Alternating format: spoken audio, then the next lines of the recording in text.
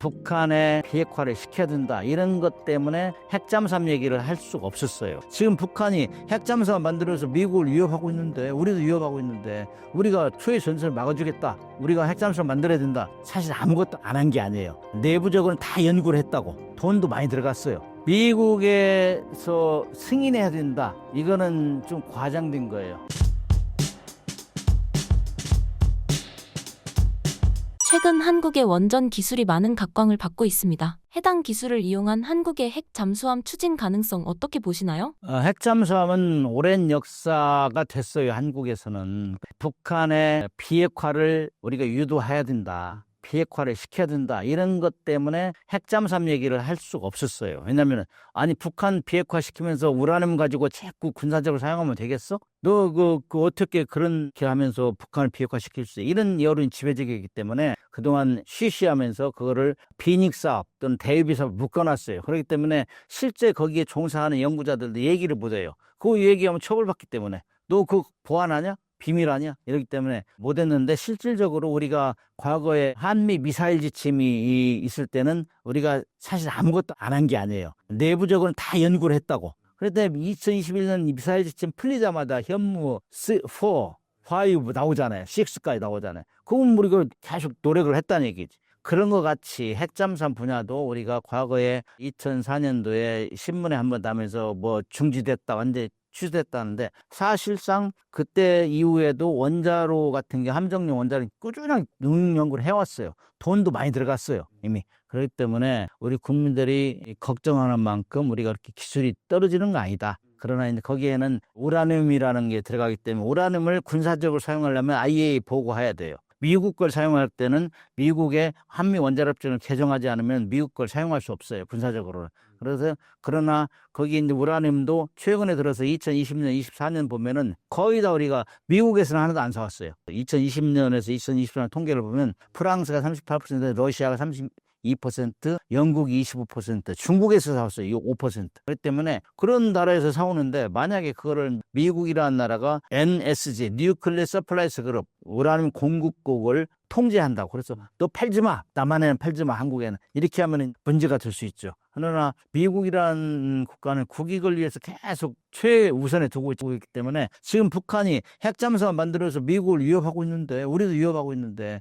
우리가 초의 전선을 막아주겠다, 우리가 핵잠수함 만들어야 된다, 이런 논리를 펴기 때문에 미국에서도 거의 여기에 대해서는 NCND, 부정도 긍정도 안 하고 있고, 결국에는 자기들이 안보에 이익이 되기 때문에 우리한테 크게 반대하지는 않을 것이다. 그게 제 생각이고, 특히 미국이 호주에는 그 오커스 동맹을 결성해가지고 핵잠수함을 팬다고 했잖아요. 팔고 오커스급을 만들어 주겠다 이렇게 했기 때문에, 그것을 뭐 호주는 그렇게 해주고 우리 전방에 있는 한국에는 그렇게 안 해준다, 그건 좀 말이 안 맞죠. 동맹이라고 할 수 없죠. 그렇기 때문에 미국에서도 크게 반대하진 않는 상황이고, 그래서 아무튼 우리는 핵 추진 잠수함은 두 가지 기술이 키예요. 잠수함 만들 수 있느냐 없느냐, 거기에 들어가는 원자로를 컴팩트하게 만들어 집어넣을 수 있느냐 없느냐, 방사능 차단 장치 이런 걸 더 완벽하게 안전장치를 할 수 있느냐, 이런 것들인데, 그거 우리 기술적으로 되죠. 기술적으로 되고 돈도 있고. 그러나 거기에 들어가는 우라늄을 안정적으로 공급하는 거, 안정적으로 수급하는 거, 이것이 문제인데, 그거는 지금 미국에 그동안 의존해 왔던데 이제는 제3국에서도 충분히 수입해서 사용하고,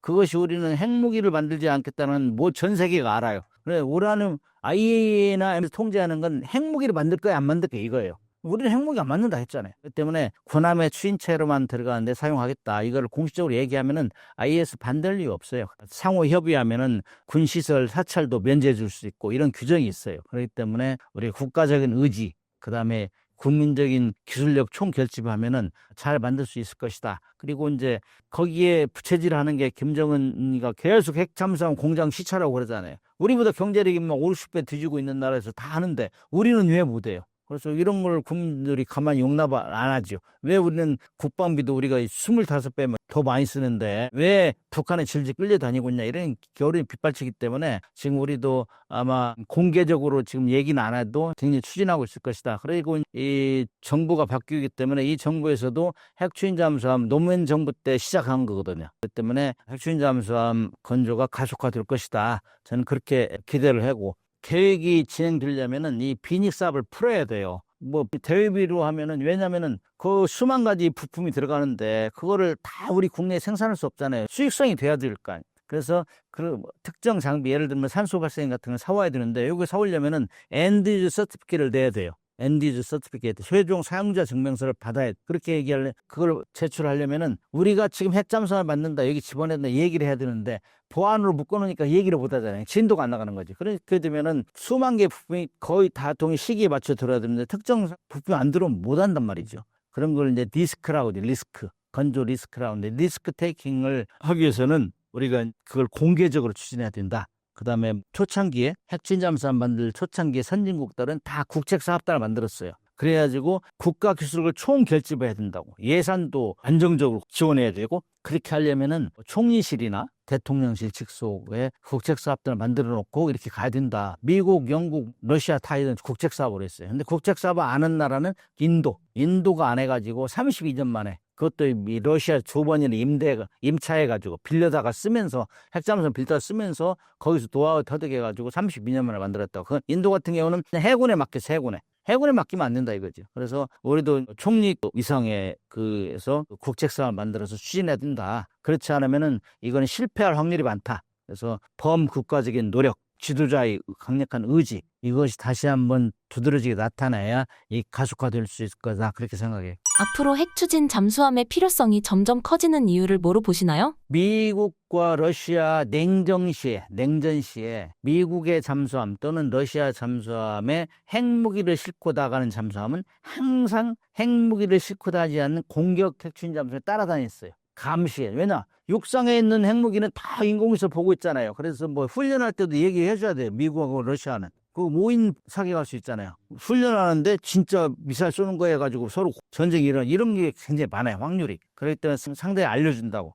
그렇기 때문에 육상에 있는 건 다 통제가 된단 말이죠. 그러나 그걸 물속에 집어넣으면은 언제 쏠지 모르잖아요. 물속에는 음파로 통제하기 때문에 음파는 도달할 수 있고 안 들어서 잘못 신호가 할 수 있기 때문에 물속에 있는 거는 잠수함이 따라다니면서 훈련을 추적할 수밖에 없어요. 그렇다고 물속에서 100% 추적하느냐? 그건 아니에요. 그러나 골키퍼 있는 거고 없는 거 천지 차이인 것. 내가 지금 막 가고 있는데 누가 뒤에서 따라오면 함부로 못 하잖아요. 그런 개념이라고. 그래서 붉은 10월호 이런 거 보면은 막 잠수함 물속에 따라다니잖아요. 적 잠수함을. 그렇게 하면서 감시한다고. 그래서 핵무기를 쏘지 못하게. 그것이 기본적인 전술이고 냉전 끝나고 나서 미소 냉전 끝나고 나서 거기 뉴욕 탐지에 연재된 소설이 있는데 그게 더 브라인드 맨스 프로프예요. 이걸 잠수함부대에서 번역했는데 거기 보면은 그 추적하다가 서로 부딪히고 한 거 많아요. 19번이나 그 서로 사고가 났다고 부딪히고 충돌하고. 근데 그걸 얘기를 못하는 건 다 적을 감시하고 불법적으로 하다 보니까 들통나잖아요. 들통나면 나 아무것도 안 했어 이렇게 시침이 떼야 되는 거예요. 예를 들어서 잠수함 같은 경우는 국제법적으로 0에 12에 이렇게 23km 상대 국가에 가려면 부상해야 돼요. 부상. 뭘 이루고 가야 돼요. 그런데 그렇게 하면은 잠수함의 역할을 못 하잖아요. 은밀히 숨어서 정보를 수집해야 되는데 그렇게 되려면 0에 막 가까이 가야 되잖아요. 수심 25m, 30m 가서 다 케이블 도청도 하고 이래야 되는데 그렇게 하다 보니 서로 쫓기다가 부딪힌 사례도 많아요. 그렇기 때문에 북한이 지금 핵무기를 소형화, 경량화해서 LBM에 장착해서 그거를 지금 김군옥함, 영우함에다 일단 10발을 싣겠다고 지금 시운전하고 있고 그 다음에 핵추진 잠수함도 만들겠다. 지금은 핵추진잠 3월 8일에 시찰을 했잖아요. 그렇기 때문에 그거를 SLBM을 다 만들어가지고 북극성 1형, 3형, 미니 SLBM 5형, 4형, 5형 만들어가지고 다 시험 발사했어요. 4형, 5형은 시험 발사 안 했지만은 3형 미니 SLBM까지 다 시험 발사했다고. 그걸 빨리 물속에 집어넣으라 해가지고 계속 서두르고 있다고. 그렇게 해서 만약에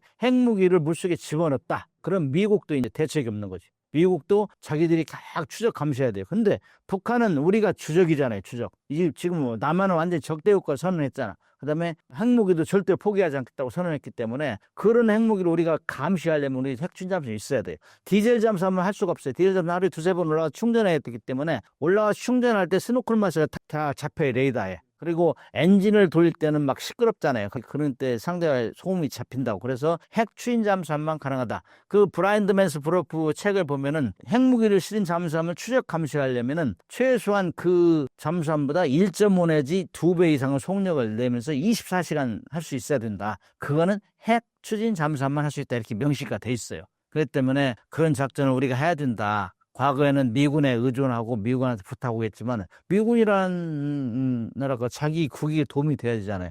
뭐 안 하겠다면 어떻게 할까요? 우리가 해야지. 우리를 항상 주적으로 생각하는 북한의 핵 무기를 물속에 싣고 다니는 게 핵추진 잠수함 또는 그 김건웅 강 같은 배인데, 그런 배는 우리가 핵추진 잠수함 만들어 추적 감시하는 것이 제일 기본적인 전술이다. 이런 차원에서 우리는 핵추진 잠수함을 가져야 된다. 이렇게 얘기할 수 있죠. 현재 핵추진 잠수함을 가진 나라는 어디가 있나요? 핵추진 잠수함을 가진 나라는 6개국이죠. 미국, 러시아, 중국, 프랑스, 영국, 인도. 그다음에 브라질이 지금 만들고 있고, 북한도 만들고 있고, 우리도 공표는 아니지만 우리도 지금 추진하고 있고, 그다음에 호주도 만들고 있고. 그래서 핵추진 잠수함 보유가 늘어나고 있어요. 근데 거기에는 우라늄이 들어가기 때문에 자칫 이 핵추진 잠수함 만든다고 하고 명분은 그렇게 하고 핵무기 만드는 거 아니야? 이렇게 이제 오해하기 때문에 그거는 사찰을 하기 때문에 IAEA에서. 그래서 이제 그런 게 정치적인 부담 때문에. 그다음에 돈이 좀 비싸요. 핵잠수함은. 그렇기 때문에 정치적인 이유, 경제적인 이유, 그다음에 기술적인 이유, 이런 것 때문에 갖지 못하는데 점점 늘어나고 있다. 2차 대전시에 대서양 전투, 태평양 전투에서 디젤 잠수함 승조원 한 5만 명 정도가 전사했는데, 그 사람들이 다 앞으로는 물 위에 올라가지 않는 잠수함을 만들어주세요. 너무 공격을 많이 당하니까. 그래서 2차 대서양 전투에서는 항공기에서 수상항해하는 잠수함이 공격받은 게 56%였다고, 격침된 게. 그래 유연하다시피 했어요. 그거를 미국에서 이제 핵추진 잠수함을 만들었단 말이죠. 그래서 이제 이 핵추진 잠수함은 그래서 중요하고, 그다음에 우리가 그런 능력을 가지고 있고 하기 때문에 북한의 그 위협을 강력하게 억제하려면은, SLB를 억제하려면은 우리가 반드시 핵추진 잠수함을 만들어야 된다. 그런 여론이 지배적이에요. 그래서 지금 추진하고 있는 걸로 알고 있어요. 과연 미국이 한국의 핵추진 잠수함을 진정할까요? 미국에서 승인해야 된다. 이거는 좀 과장된 거예요. 왜냐면은 한미 원자력 협정에 보면은 미국에서 우리가 전수받은 기술, 원자력 기술, 그다음에 우라늄, 사온 우라늄은 군사적으로 사용할 때는 미국의 동의를 받아야 돼요. 그러나 우리가 핵추진 잠수함 만들 때 두 가지라고 했잖아요. 잠수함 만들 수 있느냐 없느냐, 원자로 만들 수 있느냐. 잠수함 만들 수 있고, 그다음 원자로는 우라늄 들어가는데, 거기에 우리가 하려고 하는 건 우라늄 농축도가 19.75% 이하, 그걸 사용하려고 해요. 근데 그거는 미국에서 지금 뭐 우리가 우라늄을 거의 안 사와도 다른 데 다 사온단 말이죠. 그렇기 때문에 우라늄 미국 거 안 쓰잖아요. 기술력도 지금 UAE는 우리 원자로 수출하고 있잖아요. 그렇기 때문에 우리 다 독립했다고. 그렇기 때문에 미국의 원자력 협정을 고치지 않아도 우리가 할 수 있어요. 그러나 이 미국이란 나라는 조금 전에 얘기했지만은, 혹시 야 너희들 그 핵무기 만들려고 쓰는 거 아니야? 이렇게 오해를 가질 수 있기 때문에 우리는 분명하게 해야죠. 우리는 19.75%는 죽었다 깨어나도 핵 못 만드는 것. 핵 무기를 만들려면 농축도가 최소한 90% 이상 넘어야 돼요. 우리는 농축 시설이 없잖아요. 재처리 시설도 없어요. 그렇기 때문에 프로젝트 만들 수 없고, 그렇기 때문에 핵무기를 못 만든다고, 지금 상황에서는. 그렇기 때문에 오로지 군함의 추진체를 사용하는 거를 제3국에서 와서 그거를 19.75% 미만의 농축도를 사용하면은 미국의 승인 받을 필요가 없어요. 그건 전혀 원자력 협정 개정할 필요도 없고, 핵추진 잠수함 만들려면. 그렇기 때문에 오로지 IAEA에 보고하고, 우리가 이런 이유 때문에, 우리 안보 위협 때문에 가질 수밖에 없다. 북한은 저렇게 하고 있는데 우리는 못 만든다는 말도 안 된다. 최근에 IAEA 회장 있잖아요. 그로시 사무총장, 이 사람들은 북한 핵무기로도 인정하는 분위기거든. 그렇게 하면서 우리는 오로지 군함의 핵추진 잠수함에 군함에 사용된다, 추진체로만. 그런데 그거를 뭐 시비 걸 이유가 있으면, 그거는 우리가 강력한 의지로, 국가적인 힘으로 밀고 나가야지.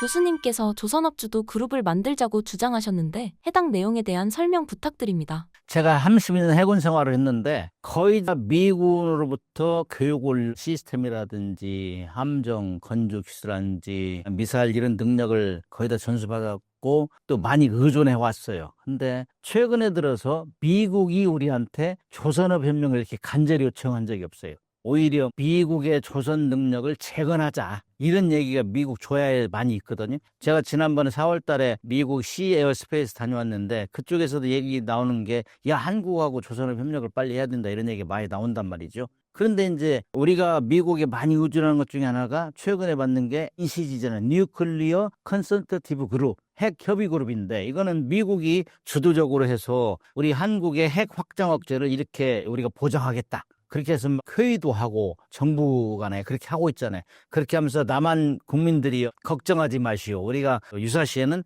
핵을 막아주겠다. 이게 NCG잖아요. 어느 정도 국민들이 호응을 했었고, 그다음에 이제 과거와 다르게 적극적으로 핵 공유는 아니지만은 핵을 가지고 북한을 억제하겠다. 그래서 국민들 안심을 시켰단 말이죠. 근데 우리가 지금 조선업 같은 경우는 미국이 우리한테 간절히 요청하는 상황이다. 그래서 이제는 우리도 SCG를 만들 때가 되지 않았느냐. 우리가 너무 미국한테 얻고 의존해 왔는데 미군이 우리한테 요청할 때는 우리가 주도적으로 할 수 있다. 쉽빌딩, SCG는 쉽빌딩 컨설터티브 그룹이란 말이죠. 그래서 조선협의 그룹, 협의회 그거 만들면 어떠냐 하는 게 제 생각이에요. 왜냐 지금 그 미국 같은 경우는 조선업이 굉장히 낙후되어 있다고. 자기들 보호무역을 너무 강하게 추진했기 때문에 기술자도 우스갯소리로 기술자가 숙련공이 평균 나이가 80세야 그렇게 얘기하는 사람들도 있다고. 그 정도로 노후되어 있고 기술자도 많이 이제 떠났고 그렇기 때문에 아무리 노력을 해도 재건하려고. 그럼에도 불구하고 미국에서는 자기 그 뭐 존스법이라든지 반스 톨레슨법 이런 거 가지고 계속 보호무역을 하려고 해요. 외국에 들어오면 자기들 무너지니까. 그러니까 굉장히 딜레마가 있다고. 그래서 그거를 우리가 어떻게 도와주고 어떻게 같이 이 재건해 할 거냐 이런 차원에서 SCG를 만들어 가지고 정부도 주도적으로 하고 그래서 뭐 어느 분야는 어떻게 협조하고 이런 것들을 정례화하면서 1년에 한 2번 정도 회의하고 이렇게 하면서 하면은 미국하고 동반 성장이 되지 않을까 저렇게 생각하고 그다음에 미국과 우리가 설계해서 건조하고 생산은 미국에서 하고 이런 거는 이렇게 한다면은 미국에서도 그 반대하지 않는다고. 그 아메리칸 액트 해가지고 너무 보호를 많이 하기 때문에 우리가 들어갈 방법이 없었는데 이런 걸 구체적으로 토의하면서 우리도 줄 건 주고 받을 건 받는다. 우리가 미국의 그 기술 지원도 하고 같이 이 조선업을 키우기 때문에 우리도 일본이 옛날에 과거에 1988년도에 미일 원자력 협력, 원자력 그 협정 이거 할 때 제철이 시설과 농축 시설 얻은 것처럼 반대급부로 그때 막 자동차 사주고 뭐 많이 했어. 일본에서 반대급부로만 한 5조 이상을 들이면서 해줬다고. 근데 우리도 이렇게 협력하면은 우리도 이제 농축 시설이나 제철 시설 이런 거 우리 주시오 허락해 주시오 해가지고 하면은 우리도 숨통이 트이고 원자력 자금하는 데서 그래서 우리가 SCG라는 걸 만들어 가지고 활용을 하면은 우리가 주도적으로 조선업도 우리가 협력하고 우리도 받을 거 받고 이렇게 했으면 좋겠다는 게 제 생각입니다. 트럼프 정부에서 주한 미군 일부를 한국에서 철수하는 방안을 검토한다는 뉴스가 나오고 있습니다. 현재 어떤 상황인가요? 주한미군 철수는 트럼프 일기 때도 나온 얘기예요. 방위비 분담금 올려주지 않으면 주한미군 철수하겠다. 이런 얘기 나올 때마다 진짜 이게 너무 동맹을 돈으로 가치로만 한 사람 아니야. 이래가지고 국민적 여론이 안 좋았죠. 결국에는 차일피를 미루다가 방위비 분담금 협상이 안 돼가지고 바이든 정부 때 물가 상승률 고려가지고 협상을 했는데 성공했는데 지금 그런 상황이 또 나오고 있어요. 트럼프 대통령 선거 기간 중에서도 내가 그때 잘못한 거 한 것 중에 하나가 방위비 분담 올렸어야 되는데 그거 괘씸죄 걸린 거야 한국이.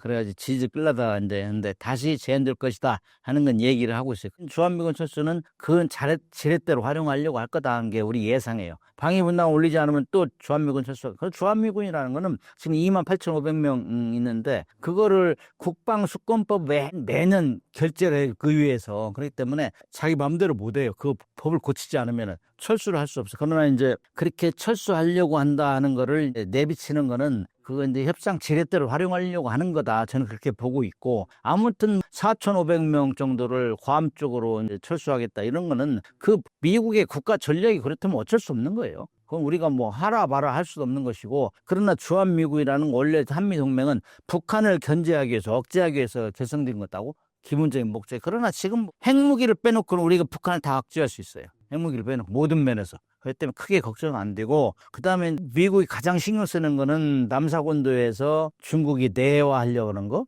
그다음에 그 괌초 이런 데가 다 레이더 기지 설치하고 미사일 설치하고 그러잖아요. 그런 거를 야망을 분쇄하기 위해서 지금 가장 신경을 많이 쓰고 있다고 미국이. 그다음에 곧 대만을 점령하겠다. 2027년 점령할 때 공공연하게 지금 중국에 떠들고 있기 때문에 그런 면에서 대비를 하는 거라고 봐요. 괌 쪽으로 철수하는 거. 그리고 미국이라는 나라가 뭐 28,500명에서 4,500명 간다고 해가지고 크게 차이는 없는 거예요. 그다음에 미군이 당장 뭐 떠난다고 해도 북한을 억제하는 데는 일단 지장이 없다고. 핵무기는 함부로 쏠 수 없으니까. 핵무기는 자기가 죽는다고 생각할 때 쏘야 되니. 그럼에도 불구하고 우리 국민들이 좀 불안해하죠. 그동안 미군이 딱 버티고 있었기 때문에 중국하고 일본이 우리를 못 건드렸는데, 그렇게 되면은 북한뿐만 아니라 중국이나 일본도 우리를 귀찮게 할 거 아니냐, 이런 염려가 있는 거지. 그러나 미국이라는 나라는 예를 들어 나라이 우리를 공격한다. 그래도 미군이 다치면 그냥 있는 나라는 아니거든. 나이인 일병 구하기 끝까지 추적해가지고 뭐 국민을 희생한 사람은 하잖아요. 우리가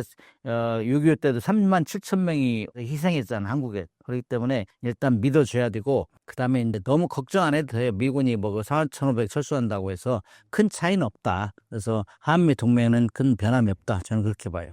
미국의 인도 태평양 전략에서 한국은 어떤 역할을 하고 있나요? 미국은 지금 태평양에서 패권 전쟁을 하고 있죠. 중국하고. 어떻게 보면 미국은 가장 신경 쓰는 게 중국이거든. 중국 억제인데 거기를 이제 억제하려면 지리적으로 떨어져 있잖아요.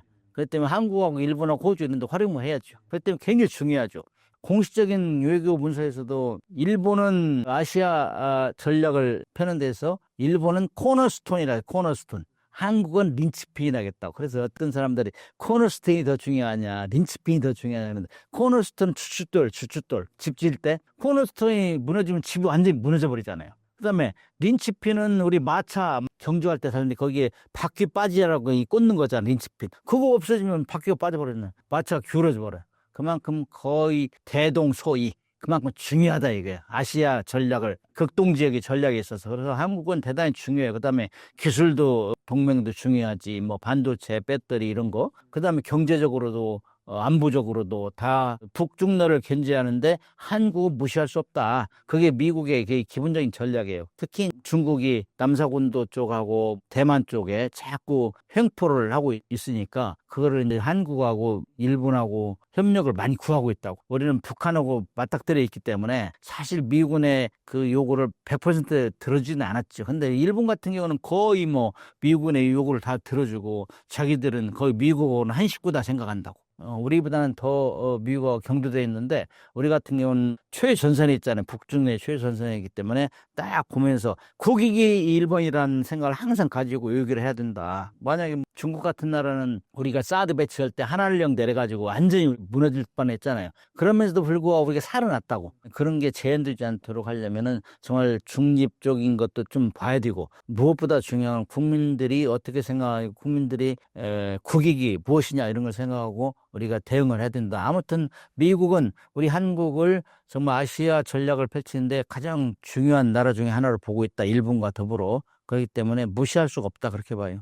중국의 서해 알박기는 구체적으로 어떤 방식으로 이뤄지고 있나요? 군사적 목적과 효과는 무엇인가요? 중국의 횡포를 우리가 어떻게 견뎌내야 될 것인가. 이거는 국민적으로 단합하는 수밖에 없어요. 그 다음에 우방을 잘 활용해야 돼요. 특히 우리는 세계에서 가장 막강한 미국하고 한미 동맹이 결성됐기 때문에 최근에 들어서는 북한이나 중국을 자극하지 않기 위해서 서해에서는 훈련을 별로 안 했어요. 한미 훈련을 주로 동해에서 했는데 앞으로 서해에서도 훈련, 한미 연합 훈련도 하고 그렇게 하면서 데몬스트레이션 해야 된다. 중국 같은 나라는 아주 회색지대 전략을 잘 활용하고 있거든. 검은색도 아니고 흰색도 아니고 뭐 애매모호한 이 회색 전술을 사용해가지고 민병대, 군도 아니고 민간인도 아니고 이런 전술. 그것이 지금 이 남사군도에서 다 작용되고 스프레틀리 이런 데 작용되고 있어요. 암초에다가 미사일 기지 설치하고 뭐 비행장 만들어가지고 거기다 한국이 전개하려고 하고, 그다음에 뭐 레이더 기지 설치하고 이런 거는 은근히 지속되었는데 거기다 마지막에 인공기 굽는 거예요. 중국 기 꽂아가지고 이거 내 땅이야. 이게 지금 먹혀들고 있잖아. 먹혀들고. 그거를 서해에서도 하려고 하는 거예요. 지금 원래 양국 간의 해양 경계선은 중간선의 원칙이 기본이에요. 딱 중간선. 근데 중국이 그걸 인정하지 않아요.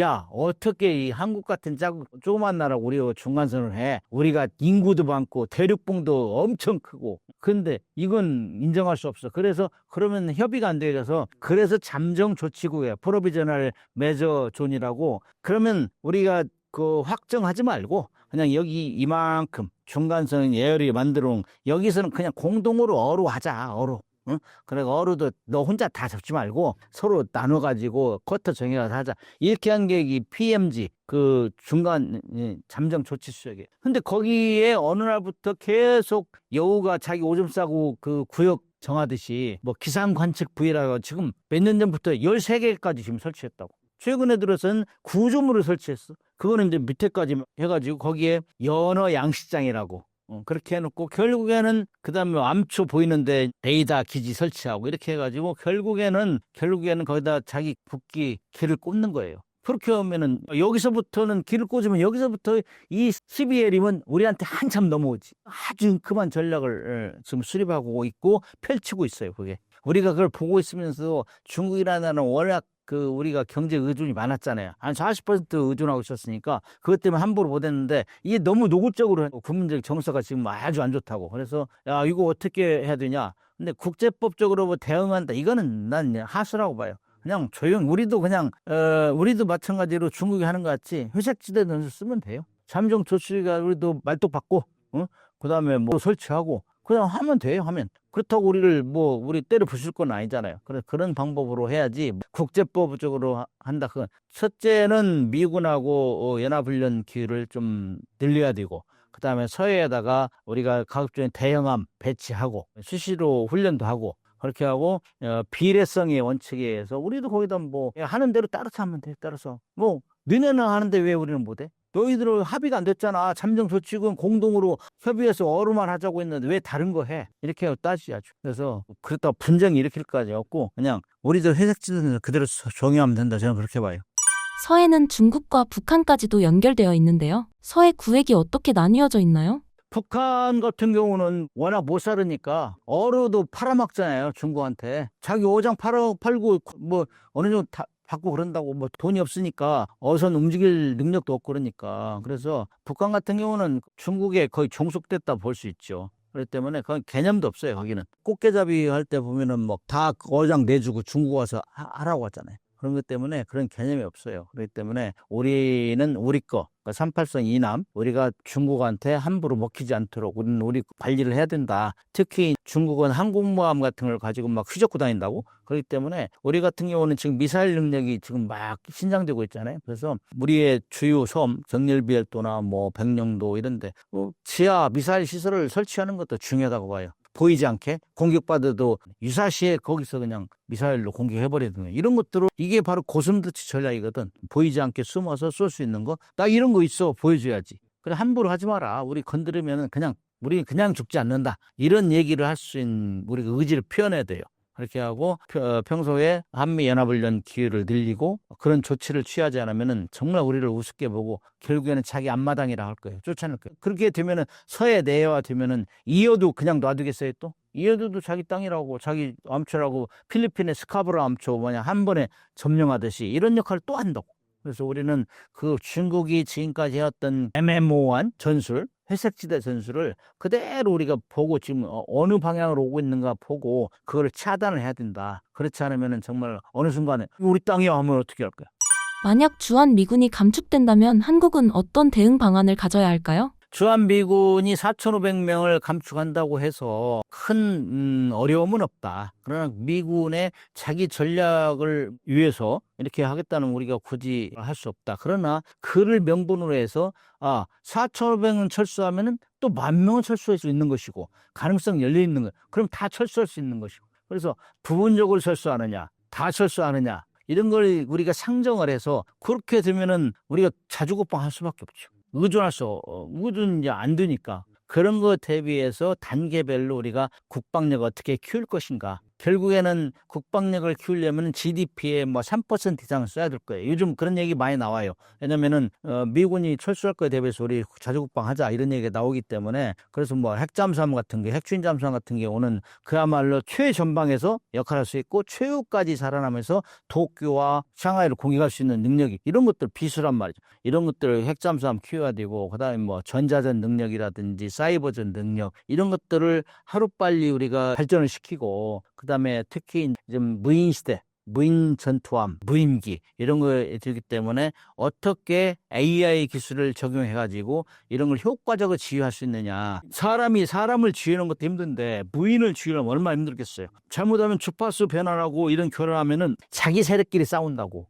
그럴 가능성이 많아요. 그래서 AI를 철저하게 적용시켜가지고 그런 식별할 수 있는 능력 이런 것들을 하지 않으면은 우리가 미래 전장을 지배할 수 없다. 특히 미군이 떠날 거에 대비해서 우리 군사력 건설을 해야 된다. 과거에 일본하고 중국이 우리를 얼마나 괴롭혔는가는 항상 상정하고 우리 군사력 건설 패러다임을 바꿔야 돼. 이제 그동안 북한을 억제하기 위해서 북한을 누르기 위해서 엄청 노력했는데 이미 그건 핵무기를 빼놓고 다 압도하기 때문에 핵무기라는 거는 미국에서 자기 우리가 확장하게 해줄게 약속을 막 계속 하잖아요. 그렇기 때문에 그 일단 믿어보고 핵무기는 북한이 함부로 사용할 수 없어요. 자기 죽는다고 생각해야 되니까. 그렇기 때문에 핵무기를 제외한 모든 면에서 압도한다. 그래서 우리의 군사건설 방향은 중국과 일본 원래 잘 친한 사람들이 제일 우리 괴롭히잖아요. 그런 거에 대비해서 군사력 건설을 해야 된다. 저는 그렇게 봐요. 거기에 가장 중요한 것 중에 하나가 이제 핵잠수함, 전자전 능력 키우고 사이버전 능력 키우고 AI 기술 이런 것들을 적용해가지고 최첨단화해야죠.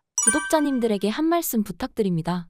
신사임당 시청자 여러분, 저는 원래 핵추인 잠수함을 모 기자가 저한테 핵추인 잠수함 전도사라 했는데 저는 핵추인 잠수함 홍보대사 격상을 시켜가지고 지금 왜냐하면은 우리의 미래의 위협이 어디서 올 것이냐. 그거는 이미 북한은 우리가 압도하기 때문에 우리의 인접 국가들이 계속 한국만까지 계속 경쟁적으로 키우고 있기 때문에 우리는 그거를 분쇄할 수 있는 그걸 억제할 수 있는 거는 핵추인 잠수함 이런 거를 만들어야 된다. 그래서 그런 국민적 공감대를 형성해가지고 응원을 해주면은 우리 기술이 있고 돈이 있고 그다음에 우라늄 같은 경우는 뭐 정치적으로 풀을 수 있어요. 우리가 그 능력이 된다고 우리 정부가 그 모든 정치인의 힘들은 국민들이 지지할 때 그게 가능하거든. 표를 많이 인기도가 높은 대통령은 어디 가면 인기가 좋아요. 국내에서 막 지지 막 떨어진 사람은 인기 떨어진다고.